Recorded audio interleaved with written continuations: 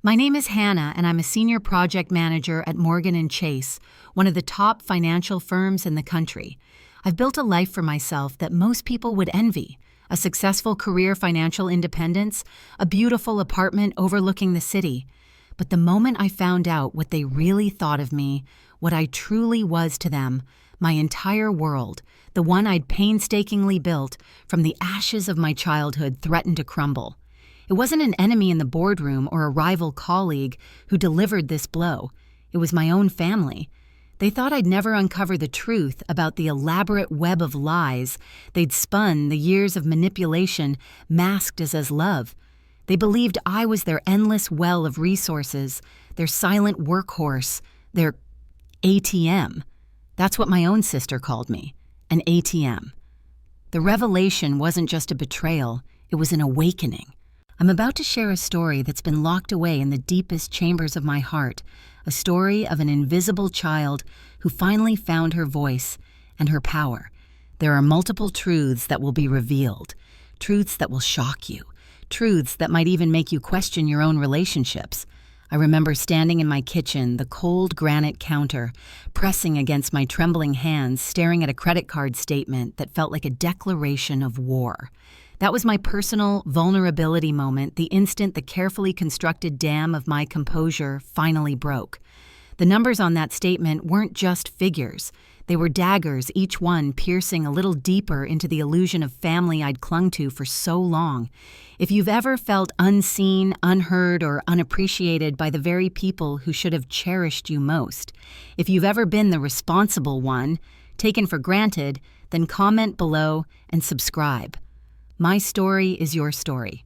Trust me, if you're someone who believes in justice, in the strength of the human spirit, to rise above this story will change how you see family loyalty and the fierce, unyielding power of self-worth forever. Growing up, my world was a meticulously crafted stage where my younger sister Julia was the perpetual star, and I, Hannah, was the perpetually invisible stagehand. Our family home, a modest suburban house with a perpetually manicured lawn thanks to yours truly, mostly was her kingdom. My earliest memories are steeped in the golden glow of Julia's supposed prodigious talent. First as an aspiring singer, her voice, though often off-key to my young ears, hailed as angelic by our parents, Audrey and Jack. Later, it was the piano, her clumsy renditions of Chopin nocturnes echoing through the house, each missed note somehow a testament to her artistic temperament. Mom Audrey was the architect of Julia's pedestal, a homemaker whose own unfulfilled dreams seemed to find a desperate outlet in her younger daughter. She saw in Julia a reflection of everything she could have been. Her eyes, a soft, hopeful blue, would light up whenever Julia performed, no matter how flawed. Dad Jack was Mom's loyal echo, a quiet man whose specific occupation remained a vague mystery to me for years. Something about investments he'd mentioned in passing. His defining characteristic was his unwavering support for Audrey's Julia-centric universe. He'd nod along to Mom's praises, his smile a little tired perhaps, but always affirming. "That's our Julia," he'd say, "a star in the making." And me, I was Hannah, the sensible one, the responsible one, the one who understood that Julia needed more attention, more resources, more everything. My own nascent talents, a quiet love for books that blossomed into a sharp analytical mind, a knack for organizing and problem-solving that would later define my career, were largely ignored. They weren't flashy enough, not like Julia's artistry. I remember when I was about 5, Julia, then 3, threw a tantrum because she wanted the last cookie. I'd been looking forward to it all day. Mom, without a second thought, plucked it from my hand and gave it to a sniffling Julia, cooing, "There, there, my little songbird. Hannah understands, don't you?" Dear, I nodded, a lump forming in my throat.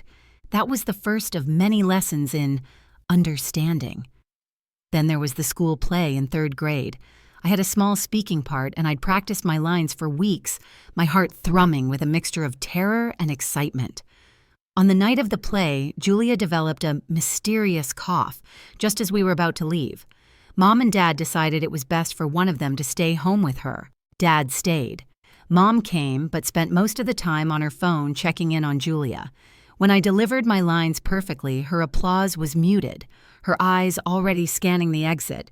Later, she'd gush about how Julia hummed a new melody while she was sick. My small triumph was a forgotten footnote. Another example that still stings is my 10th birthday. I'd asked for a specific science kit, the kind with bubbling beakers and colorful chemicals. Instead, I received a set of hand-me-down clothes from a cousin and a lecture from Mom about how money doesn't grow on trees, especially with Julia's upcoming and expensive singing competition. Julia, whose birthday was a month later, received a brand new keyboard that year because her piano teacher said she had the fingers of a concert pianist. The irony was Julia rarely practiced unless Mom was watching. The pattern of favoritism wasn't just about material things, it was about emotional currency. Julia's slightest sniffle warranted a week of coddling and concern. My actual flu with a raging fever was met with a sigh and a try not to bother your sister Hannah. She needs her rest. My academic achievements, straight A's and glowing report cards were met with a cursory, "That's nice, dear," before the conversation inevitably veered back to Julia's latest artistic breakthrough. I once won a citywide essay competition. My English teacher called home ecstatic. Mom listened politely, then asked if the prize money could go towards Julia's new recital dress. My internal world became a fortress of quiet observation and simmering resentment. I learned to be self-reliant, to expect nothing to find solace in my books, and later in the unwavering friendship of Jenna, whose family was the complete opposite of mine. Jenna's parents, Mr. and Mrs. Ken, were warm, bustling, and owned the Golden Dragon, our town's beloved Chinese restaurant. Their love for Jenna was as abundant and nourishing as the food they served. They really saw me in a way my own family never did. My early signs of potential were there for anyone to see had they bothered to look. I was organized, meticulous, a natural planner. I managed my schoolwork, my chores, which were far more extensive than Julia's, who was too delicate for strenuous tasks, and even helped Julia with her homework, a fact she conveniently forgot to mention to our parents when she got good grades. I craved their approval, a single acknowledgement that I too was special, that I too mattered. But it never came. The emotional foundation of my life was built on a constant gnawing hunger for a love that seemed reserved exclusively for my sister. This deep-seated longing, this profound sense of injustice, would fuel a fire within me, a fire that would one day demand to be seen. The years spun by each one layering new evidence onto the established pattern of disappointment. It wasn't just childhood slights. It was a consistent, soul-crushing dismissal of my existence that extended into my adolescence and young adulthood. Milestone moments that should have been celebrated became fresh opportunities for my family to underscore my secondary status. My high school graduation was a prime example.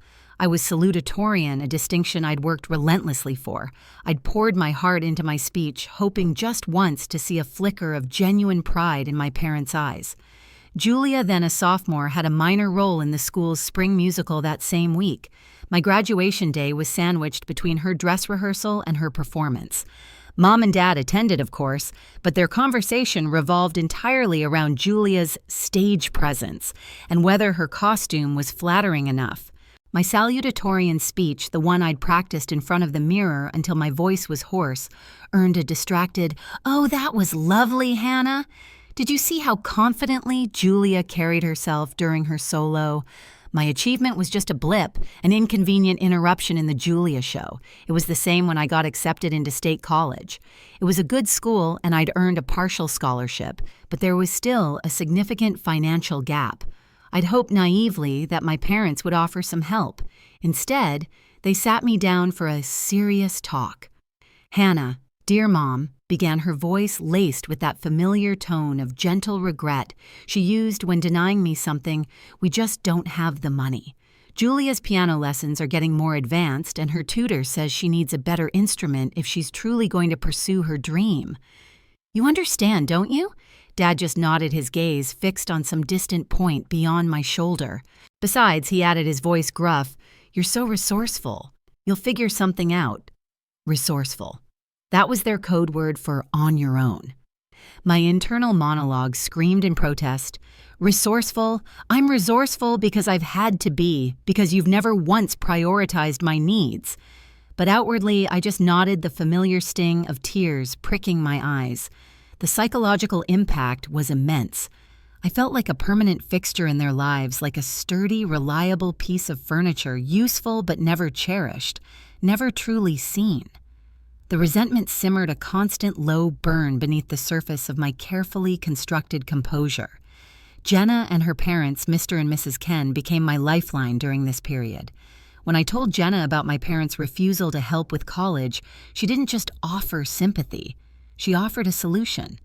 My parents are looking for extra help at the Golden Dragon, she said, her eyes bright with earnestness. They'd pay you well, Hannah. And I talked to them.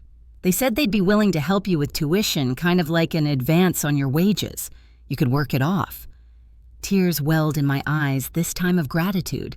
Mr. and Mrs. Ken were immigrants who had built their business from scratch. They understood the value of hard work and education. They saw my potential, my drive, and they invested in me. That conversation was a turning point. It was the first time someone outside of a teacher had actively believed in my future enough to offer tangible support. Working at the Golden Dragon wasn't glamorous. I started as a waitress, my evenings filled with the clatter of dishes, the scent of ginger and soy, and the warmth of the Ken's kindness. I learned to navigate irate customers, balance trays laden with food, and manage the till. I worked every weekend, every holiday, saving every penny. Mrs. Ken would often slip me extra egg rolls or a container of her special fried rice, her smile a silent reassurance. You study hard, Hannah girl, she'd say, her accent a comforting melody. Make us proud. And I was determined to do just that. Meanwhile, Julia's career as an aspiring pianist was in my parents' eyes on an unstoppable upward trajectory. Every minor local competition she entered, and rarely won, was celebrated with a lavish dinner. Her mediocre efforts were lauded as genius. I remember one particularly galling incident. Julia had fumbled her way through a recital, hitting several wrong notes. Afterwards, Mom was beaming. She's so passionate, she declared to anyone who would listen. That's what matters, the raw emotion. That same week, I'd received an academic award for maintaining a 4.0 GPA while working nearly full time. When I showed it to my parents, Dad glanced at it briefly. Good job, Hannah, keep it up. Then he turned to Mom. Audrey, did you remember to order those new sheet music books for Julia? The contrast was a constant ache in my chest. Here's a snippet of a typical dinner conversation from that time. Mom, Julia, darling, Mrs. Peterson from the Music Society called today. She was so impressed with your last performance. She said, you have remarkable flair. Julia, preening, oh, really? Well, it was a rather demanding piece, but I think I conveyed the emotional depth quite well, Dad. That's our girl, a true artist, Hannah. I got an A on my advanced calculus midterm. It was the highest grade in the class. Mom. Without looking up from buttering Julia's bread, that's nice, dear. Make sure you pass Julia the salt. My internal monologue during these exchanges was a torrent of frustration. Do they even hear me? Do I even exist beyond being Julia's older, less interesting sister? The psychological toll was immense. I felt like I was screaming in a soundproof room. The most recent major disappointment, the one that still felt like a fresh wound before the ultimate betrayal, was when I graduated from college, summa cum laude. I'd paid back every cent to the Kens, working my way up from waitress to shift supervisor, then assistant manager at the Golden Dragon. I'd landed a coveted entry-level analyst position at Morgan & Chase in the city, a dream come true. I'd invited my parents and Julia to my graduation ceremony. They came, but they left early. Julia had a very important audition for a local orchestra the next day, which predictably she didn't get. Their perfunctory congratulations felt hollow, their eagerness to leave a stark reminder of my place in their universe. We're so proud of you, Hannah, Mom had said, her eyes already darting towards the exit. But Julia really needs her rest. Big day tomorrow. That evening, I sat alone in my tiny student apartment, the cheap polyester gown draped over a chair, my diploma clutched in my hand. The pride I should have felt was overshadowed by a familiar heavy sadness. The pattern was so deeply ingrained, so relentlessly consistent, that I almost began to believe it was my destiny to be their eternal afterthought. Little did I know their capacity for disregard was about to escalate to a level I could never have imagined. The years following my college graduation saw me climbing the corporate ladder at Morgan & Chase with a quiet determination forged in the fires of familial neglect. I moved from junior analyst to analyst, then senior analyst, my work ethic and sharp mind earning me respect and promotions. I bought a small sunny apartment in the city, my first real sanctuary. And yet the invisible strings connecting me to my family remained tugging at my conscience, at my carefully constructed peace. The first wave of escalating conflict began when Dad's vague investments finally imploded. He'd sunk a significant portion of their savings into a get-rich-quick scheme pitched by a dubious acquaintance, and it all vanished overnight. Suddenly, my resourceful nature was no longer just a convenient excuse for their lack of support. It became a desperate necessity for their survival. The phone calls started first from Mom, her voice trembling with anxiety. "Hannah, dear, we're in a bit of a bind. Your father, well, he made a bad decision." I felt a familiar pang of responsibility mixed with a bitter taste of irony. The parents who couldn't spare a dime for my education now needed my help to stay afloat. Against my better judgment, but swayed by a lifetime of conditioning and a lingering, foolish hope for their affection, I agreed to send them a monthly allowance, enough to cover their mortgage and basic expenses. Just until we get back on our feet, Mom had promised, her voice thick with gratitude that for a fleeting moment felt genuine. The second wave hit when Julia, now in her late 20s, was still aspiring. Her dreams of becoming a concert pianist had fizzled out, replaced by a vague ambition to be a music influencer on social media, a venture that required expensive equipment and a constant stream of new outfits, all funded, I suspected, by my parents from the allowance I provided. She claimed to be working at a company called Wilson & Company, supposedly on the verge of a big promotion, but her lifestyle didn't quite match the narrative. Her demands on our parents and indirectly on me only grew. "Mom, I need that new camera for my channel. It's an investment in my future." I'd hear her whine in the background during my calls with Mom. And Mom, ever the enabler, would sigh and say, "Well, we'll see what we can do, darling." What we can do usually meant a subtle hint dropped in her next conversation with me about how tight things were. The third wave of escalation was more insidious. My allowance, initially intended for necessities, began to stretch to cover Julia's whims. A new laptop for her work, a designer handbag because image is everything. I tried to set boundaries. One tense phone call stands out. "Hannah, Mom, the allowance is for your and Dad's living expenses, not for Julia's shopping sprees." Mom, her voice turning cold. "Hannah, how can you be so uncharitable? Julia is trying so hard. She needs our support. Don't you want your sister to be happy, Hannah?" "Of course I want her to be happy, but she's an adult. She needs to be responsible for her own finances." Mom, responsible. You're the one with the fancy job, the big salary. It's easy for you to say. We're struggling here, Hannah. And Julia, she's sensitive. This kind of stress isn't good for her. My internal transformation was beginning slowly but surely. The simmering resentment was coalescing into a cold, hard anger. I started to see their manipulations more clearly, the way they used guilt and emotional blackmail to control me. I began to document everything: the requests for money, the thinly veiled demands, the dismissive comments. A small, rational part of my brain, the analyst part, told me I needed evidence, though I wasn't sure for what. During this time, my friendship with Jenna remained my anchor.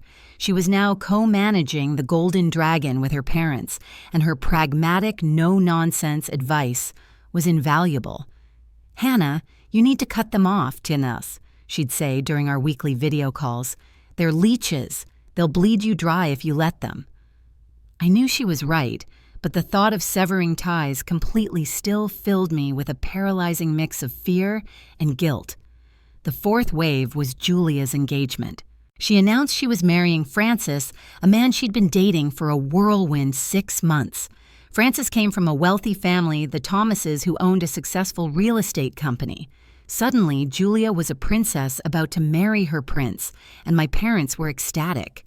This, they believed, was Julia's true destiny. The wedding planning began immediately, and it was clear it was going to be an extravagant affair far beyond my parents' means, and certainly beyond what my allowance was intended to cover. The discussions about the wedding invariably led to subtle and not-so-subtle hints about financial contributions from me. "Hannah, you're Julia's sister," Mom said one evening, her voice saccharine sweet. "You'll want to help make her special day perfect, won't you?"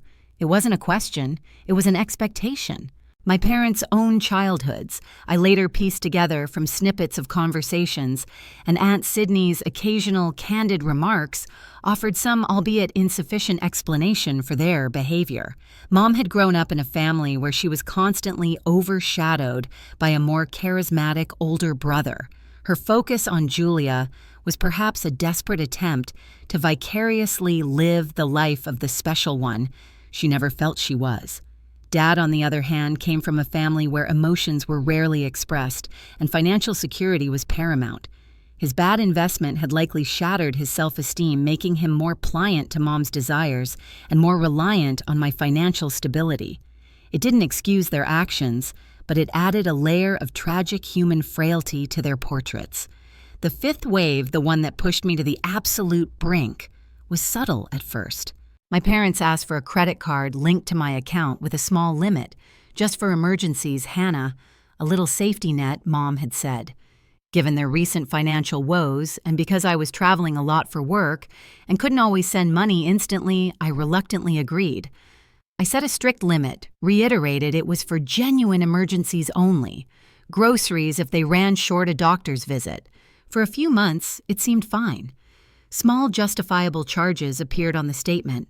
I was too busy with a major project at Morgan & Chase on the cusp of a promotion to senior project manager to scrutinize every line item as closely as I should have. My allies, Jenna and the Kens, remained steadfast. Mrs. Ken, with her quiet wisdom, once told me, "Hannah girl, family is important, but family that hurts you, that uses you, that is not family. That is a burden. You are strong. You can choose."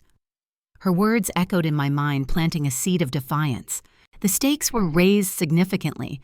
My financial well-being was being compromised, my emotional reserves were depleted, and my career, the one thing I had built for myself, was demanding more and more of my energy.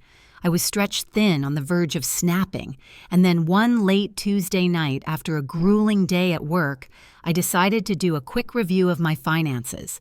I logged into my credit card account. The balance on the card I'd given my parents made my blood run cold. It wasn't the small agreed-upon limit. It was a staggering figure, tens of thousands of dollars over. My heart hammered against my ribs. What had they done? This was no emergency. This was something else entirely. Something monstrous. Little did I know I was about to uncover a betrayal so profound it would shatter the last vestiges of my loyalty and finally set me free. The truth would soon come to light in the most unexpected and devastating way. The cursor blinked mockingly on the screen, illuminating the 5-figure sum that had just punched the air from my lungs. $55,783.21. That was the outstanding balance on the credit card I'd entrusted to my parents for emergencies.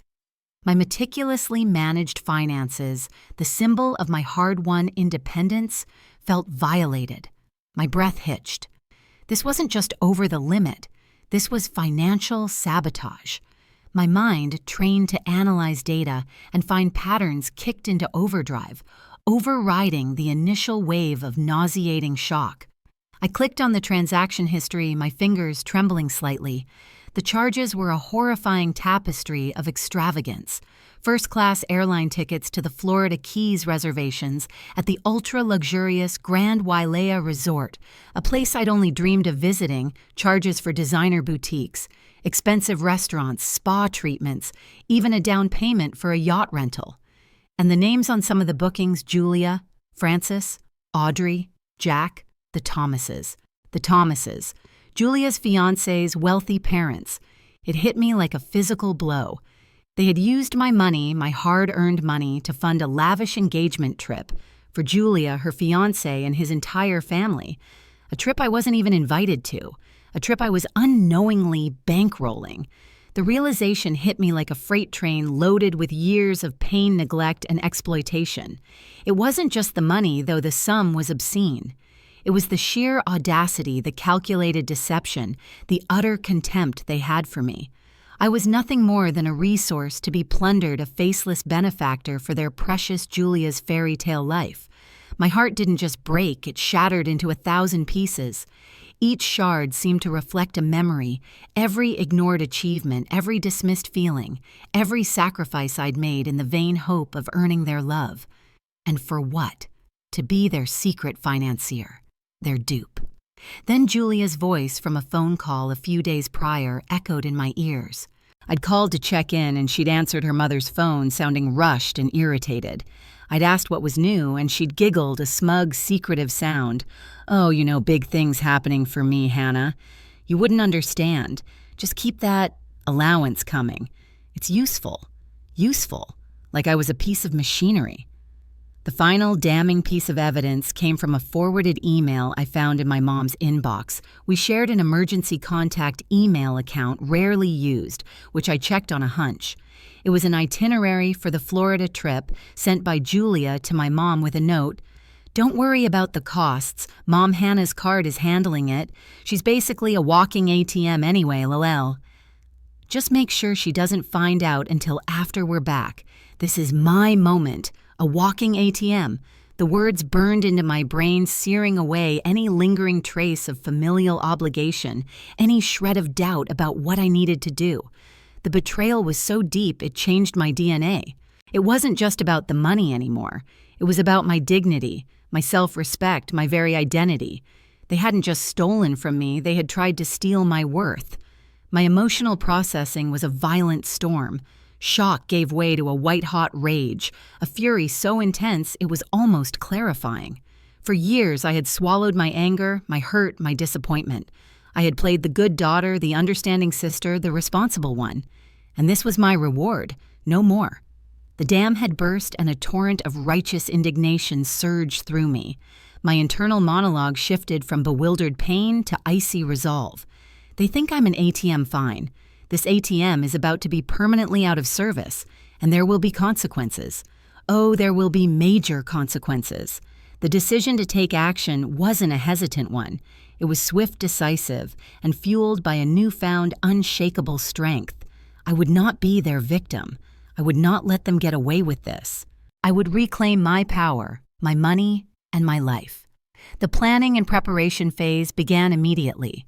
It was late, but I was wide awake, my mind buzzing with a chilling clarity.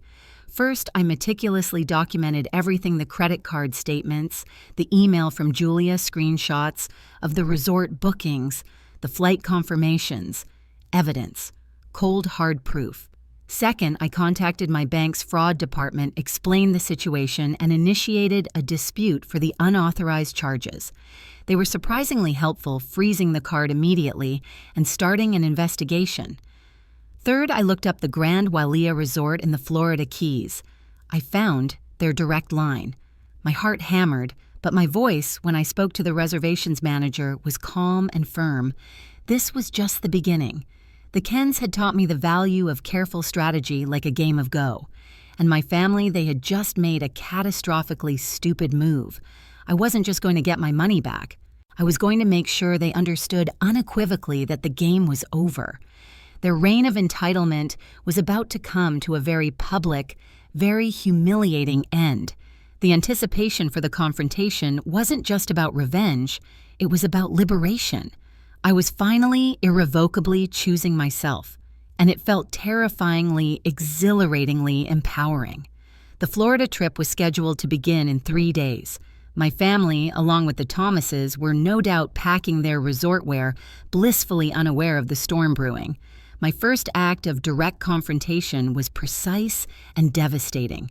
Using the confirmation numbers from the emails, I called the airline. With a calm, authoritative voice, I explained that the card used for the bookings had been compromised and all transactions were being disputed. The first-class tickets to the Florida Keys canceled. All of them. Next, the Grand Wailea Resort. I spoke to the same reservations manager I'd contacted earlier. Again, I explained the fraudulent use of my card. The luxurious suites, the spa appointments, the private dinners, even the yacht rental. Down payment I discovered they'd made, all voided. I pictured their arrival, the smug smiles, fading into bewildered confusion, then dawning horror as they realized their dream vacation had evaporated. The delicious irony was that I didn't even have to lift a finger to inform them directly of these cancellations. The system would do it for me, automated emails would be dispatched. Or even better, they'd find out upon arrival at the airport, ready to board a flight that no longer existed for them. The next morning, my phone started ringing. It was Mom. Her voice, usually so composed when manipulating me, was shrill with panic. Hannah. Hannah, something's terribly wrong. Our flights. They've been canceled, the hotel too. What's going on? I let her frantic words hang in the air for a moment before I replied, my voice devoid of emotion. I know, Mom. I canceled them. A stunned silence. Then, you what? Why would you do that, Hannah? This is Julia's engagement trip. It's all arranged. The Thomases are expecting us, arranged with my money. Mom, I said, my voice like ice. Over $55,000 of my money to be exact. Money you stole from me. Her sputtering denials were pathetic. Stole, Hannah. Don't be so dramatic. It was a loan. We were going to pay you back. A loan you never asked for. A loan you maxed out on a secret credit card I gave you for emergencies. A loan for a trip I wasn't even invited to. My voice rose with each question, the years of suppressed anger finally finding an outlet. And please spare me the pay you back charade.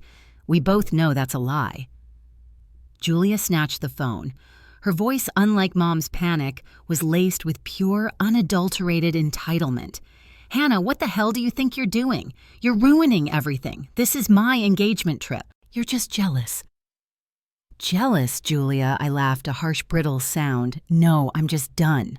Done being your personal piggy bank. Done being the family doormat. Or, as you so charmingly put it in your email to Mom, your walking ATM. The silence on the other end was profound. I could almost hear the gears grinding in Julia's head as she realized I knew about the email. When she finally spoke, her voice was a venomous hiss. You went through Mom's emails. You psycho. You have no right. I have every right to protect myself from thieves, I retorted. And I have every right to my own money. The party's over, Julia. The ATM is officially closed for business. I then informed them that the credit card had been canceled and an investigation was underway. The meltdown was epic. Mom was sobbing hysterically. Dad, for once, found his voice a weak, blustering attempt at authority. Hannah, this is unacceptable. You will reinstate those reservations immediately. Think of the embarrassment, the Thomases, I cut him off. Perhaps they should have thought about who was footing the bill before they accepted such a lavish invitation. Or perhaps you should have been honest with them. This is your mess, Dad. You, Mom, and Julia created it. You deal with the fallout. The power dynamic had completely reversed. I held all the cards. They were stranded, humiliated, and facing the wrath of the wealthy family they were so desperate to impress. The satisfaction was immense, a cleansing fire. Justice wasn't just served, it was a 5-course meal, and they were choking on every bite. But I wasn't finished. This wasn't just about stopping the trip. It was about exposing them, about making sure they could never manipulate or exploit anyone else again, or at least not without people knowing what they were capable of. While they were reeling from the canceled trip, I executed the next phase of my plan. I took to social media. I crafted a carefully worded post. Not an angry rant, but a calm, factual account of what had happened. I detailed the years of financial exploitation, the emotional manipulation, and the final staggering betrayal of the $55,000 theft. I attached screenshots of the credit card statement, with personal details redacted, of course, snippets of Julia's email calling me an ATM, and the exorbitant bookings. I didn't name Francis or the Thomases directly in the initial post, focusing on my family's actions, but the implications were clear. The post went viral within hours. Friends, extended family, including Aunt Sydney, who called me immediately horrified but supportive. Former classmates, even strangers, shared it, commented on it, expressed their outrage on my behalf. The story of the ATM daughter and the entitled family struck a chord. My private pain became a public cautionary tale. The public humiliation was swift and brutal. My parents and Julia were bombarded with messages. Their carefully constructed facade of respectability crumbled. The Thomases, as I later found out, were appalled, not just by the financial deception, but by Julia's character so starkly revealed. The engagement was called off within days. Francis, it turned out, had been having his own doubts about Julia's materialistic nature and her family's bizarre dynamics. My actions, however dramatic, had given him the out he perhaps subconsciously sought. My family's reaction to the social media exposure was predictable. First came the furious calls, the accusations, the threats. Then, as the reality of their public disgrace sunk in, came the desperate attempts at damage control, the tearful apologies, the pleas to take the post down. Mom called weeping, "Hannah, please, you're destroying us. We'll pay you back. I swear, just take it down." Julia sent a barrage of texts alternating between insults and pathetic attempts at reconciliation. "You've ruined my life. I hate you." "But we're sisters, Hannah. We can fix this." "I'm sorry." "Okay, now delete that post." My response was unwavering. "No, the truth stays. You need to face the consequences of your actions." This was my moment of triumph. Not a gloating, vindictive triumph, but the quiet, powerful triumph of someone who had finally reclaimed her voice, her dignity, and her life. The chains of guilt and obligation that had bound me for so long shattered. I was free. Karma didn't just come for them, it brought an entire army of public opinion. And in the wreckage of their deceit, I stood tall, unbowed, and finally truly seen. The explosion of the Florida trip and the subsequent social media fallout sent shockwaves through our small world, and the immediate consequences were as dramatic as the confrontation itself. The engagement between Julia and Francis was indeed officially called off. The Thomases, a family that valued reputation and integrity above all else, were mortified by the scandal. They issued a terse private apology to me for having been unknowingly involved in such a sordid affair and promptly distanced themselves from my family. Julia's dream of marrying into wealth and status vanished in a puff of designer smoke. My family members reacted differently to the public shaming and the implosion of their plans. Mom Audrey retreated into a state of shocked disbelief, then deep theatrical despair. She spent days in bed, refusing to speak to anyone, occasionally wailing about how I, her own daughter, could be so cruel. Her attempts at damage control were clumsy and self-pitying. Tearful voicemails left for relatives, painting herself as the victim of a heartless, ungrateful child. Few were swayed. Dad Jack was a ghost. He seemed to shrink the bluster he'd briefly shown during our phone call, evaporating completely. He wandered the house, pale and silent, the weight of his financial ruin now compounded by public disgrace. He made one attempt to call me, his voice a hoarse whisper. "Hannah, I'm sorry. We messed up. Badly." It was the closest thing to a genuine apology I'd ever received from him, but it was too little, too late. Julia's reaction was the most volatile. After the initial rage and failed attempts at manipulation, she descended into a fury of online victimhood. She tried to counter my narrative with her own sob stories, accusing me of jealousy and mental instability. But the evidence I had provided was too compelling. Her rants only made her look more unhinged and entitled, further cementing the public's perception of her. Her music influencer channel, already struggling, was flooded with negative comments, and her follower count plummeted. The Wilson and Company job she supposedly had, it either never existed or she lost it in the ensuing chaos. The truth was murky as always with Julia. My firm response to their pleas was consistent: I will not remove the post. The truth needs to be out there. You all need to take responsibility for what you did. I blocked their numbers for a while, needing space to process and to reinforce my newly established boundaries. This was no longer a negotiation. It was a declaration of independence. Support came from unexpected and incredibly welcome allies. Jenna and her parents, Mr. and Mrs. Ken, were my staunchest defenders. Mrs. Ken brought over homemade dumplings and held my hand, telling me, "You did right, Hannah girl. Sometimes family needs a hard lesson to learn respect." Jenna helped me manage the overwhelming social media attention, filtering out the truly vile comments and amplifying the messages of support. Aunt Sydney, my dad's sister, who had always been a peripheral but kind figure in my life, reached out. She confessed she'd seen the favoritism for years, but had felt powerless to intervene. "I'm ashamed I never spoke up more. Hannah," she said, her voice filled with regret. "But I'm so incredibly proud of the woman you've become. You're stronger than all of them put together." Her validation meant more than she knew. The social media and community reactions were overwhelmingly positive towards me. People shared their own stories of being the family ATM or the invisible child. A sense of solidarity emerged. My story resonated because it was sadly a common one, albeit with a particularly dramatic climax. The comments were a balm to my raw emotions. "Good for you for standing up for yourself. They got what they deserved. You are an inspiration."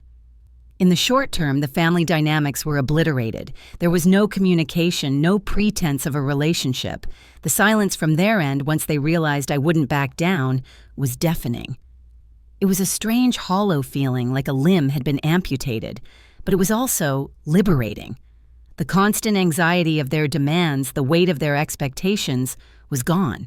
My emotional processing of the victory was complex. There was undeniably a deep satisfaction in seeing justice served. The years of pent-up anger and hurt had found a release.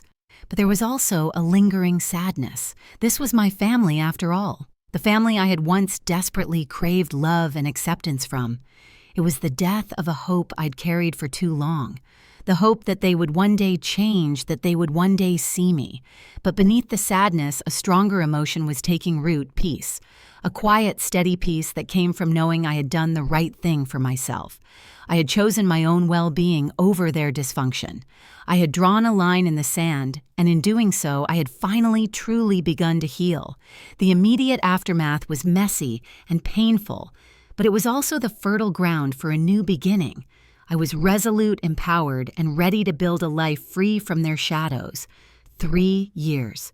That's how long it had been since the Florida fiasco and the public implosion of my family's carefully curated image. 3 years of silence. 3 years of rebuilding. 3 years of discovering who Hannah truly was without the constant weight of their expectations and manipulations. My life had transformed in ways I could only have dreamed of before. Professionally, I was thriving. My dedication and sharp acumen at Morgan & Chase hadn't gone unnoticed. I was promoted to senior project manager, leading a team on high-stakes international projects. The work was demanding but incredibly fulfilling. I bought a larger apartment, a sun-drenched space with a balcony overlooking a park filled with books, plants, and the quiet hum of a life lived on my own terms. The financial security I'd built felt even more precious, now earned not just through hard work, but defended with courage. And my family karma didn't just come for them, it brought an entire army, and then it settled in for a long stay: Dad. Jack never quite recovered from the financial ruin and public shame. His health declined, and he became even more withdrawn. He and Mom had to sell the family home, the one where Julia was always the star, and move into a small rented apartment. The monthly allowance from me had of course stopped permanently. They were forced to live on their meager savings and Dad's small pension. Mom Audrey, without Julia's reflected glory to bask in, seemed to age overnight. Her attempts to garner sympathy from relatives dwindled as people grew tired of her endless litany of woes and her refusal to acknowledge her own role in the family's downfall. Aunt Sydney told me in one of our now regular calls that Mom mostly kept to herself, a bitter and isolated woman. Julia's fate was perhaps the most directly karmic. Her Wilson and Company promotion, if it ever existed, certainly never materialized after her fiancé's family cut ties, and her name became synonymous with entitlement and deceit in our local community and online. Her social media presence became a ghost town her attempts to rebrand herself met with skepticism and ridicule. The last I heard, she was working a series of low-paying temp jobs, constantly complaining about her misfortune and blaming everyone but herself. The prodigious talent our parents had so fervently believed in had amounted to nothing, her artistic temperament curdling into a permanent state of resentment. There was no Prince Charming to rescue her this time. What goes around doesn't just come around. It multiplies when you've sown seeds of deceit and exploitation. The family dynamics were completely and irrevocably changed. For the first 2 years, there was absolute silence. No calls, no texts, no attempts at contact. Then, on my birthday last year, I received a card from Dad. It was short, just a "Happy birthday, Hannah. I hope you're well, Dad." There was no apology, no request, just a simple acknowledgement. I didn't respond, but it was a crack in the wall of silence, a sign perhaps of a dawning, albeit painfully slow understanding on his part. Mom and Julia remained silent. I had no desire to re-engage. The peace I'd found was too precious to risk. My new support system was stronger than ever. Jenna was my rock, my chosen sister. We celebrated each other's successes, big and small. Mr. and Mrs. Ken remained my surrogate parents, their warmth and wisdom a constant source of comfort. I'd also cultivated new friendships, people who valued me for who I was, not for what I could provide. I even started dating again cautiously at first, but with a newfound clarity about what I wanted and deserved in a relationship: honesty, respect, and mutual support. Professionally, I was not just successful, but also respected. I mentored junior analysts, particularly young women, encouraging them to find their voice and advocate for themselves. My personal growth was immense. The therapy I'd started after the confrontation had helped me unpack years of emotional baggage, to understand the dynamics of my family of origin, and to build healthy coping mechanisms. I learned to set firm boundaries, to say no without guilt, and to prioritize my own needs. Reflecting on my journey, the lessons were profound. I learned that blood is not always thicker than water, especially when that water offers life, and blood seeks only to drain it. I learned that true strength isn't about enduring mistreatment silently. It's about having the courage to demand respect, even if it means walking away from the people you're supposed to love. I learned that self-love isn't selfish. It's essential for survival and for building a life of authentic happiness. The rage and pain had long since faded, replaced by a deep, abiding peace. I no longer felt like the invisible child. I was Hannah, strong, successful, and free. In the end, the truth didn't just set me free. It rebuilt me stronger, wiser, and more compassionate, not just towards others, but most importantly, towards myself. My vindication wasn't just in their downfall, but in my own ascent. I was living proof that even the deepest wounds can heal, and that out of the ashes of betrayal, a beautiful, resilient life can bloom. My story isn't just about a family drama.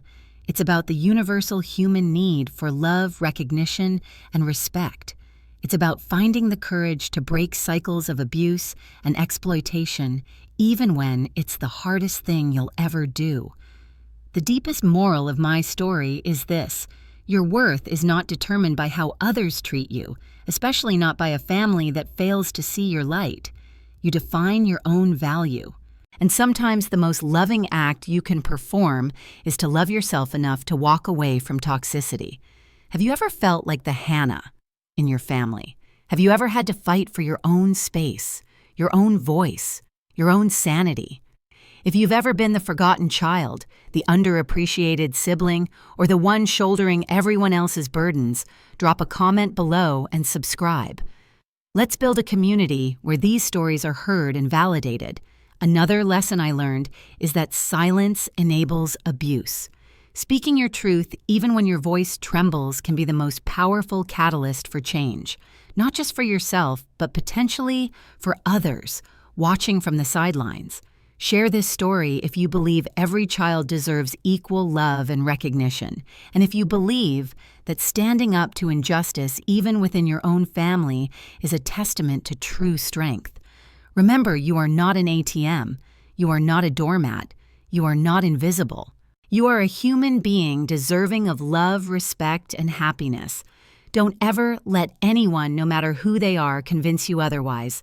Hit that subscribe button if you're ready to hear more stories of triumph, resilience, and reclaiming your power. Comment your own family drama story, and let's support each other in our journeys toward healing and self-discovery. My DMs are always open for those who need a listening ear, though I can't promise professional advice, just a shared understanding. Thank you for listening to my story. It wasn't easy to share, but if it helps even one person feel less alone or find the courage to make a change, then it was worth it. There's so much more I've learned about building a life filled with authentic joy and meaningful connections, and I promise to share more of that with you. Until then, remember your worth, guard your peace, and never stop fighting for the life you deserve.